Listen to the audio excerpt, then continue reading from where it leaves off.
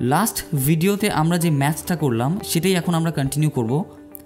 এখন কোশ্চেনে বলা আছে find expression of speed or velocity in terms of T. কোশ্চেনে স্পিডও দেওয়া থাকতে পারে, ভেলোসিটিও দেওয়া থাকতে পারে, এবং এক্সপ্রেশন বের করতে বলেছে ভেলোসিটি অ্যান্ড স্পিডের। অথবা কোশ্চেনটা এমনও থাকতে পারে find DS divided by DT or find DX divided by DT. আমরা অলরেডি জানি যে আমরা যদি ডিস্টেন্সের ইকুয়েশানকে ডিফারেন্সিয়েট করি তাহলে আমরা স্পিডের ইকুয়েশানটা পেয়ে যাচ্ছি।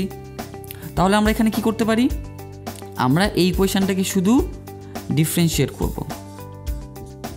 That is 3t square minus 18t plus 24 এবং কনস্ট্যান্টটা বাদ হয়ে যাচ্ছে। নেক্সট কোশ্চেনে বলল find speed or velocity when t equals to 3।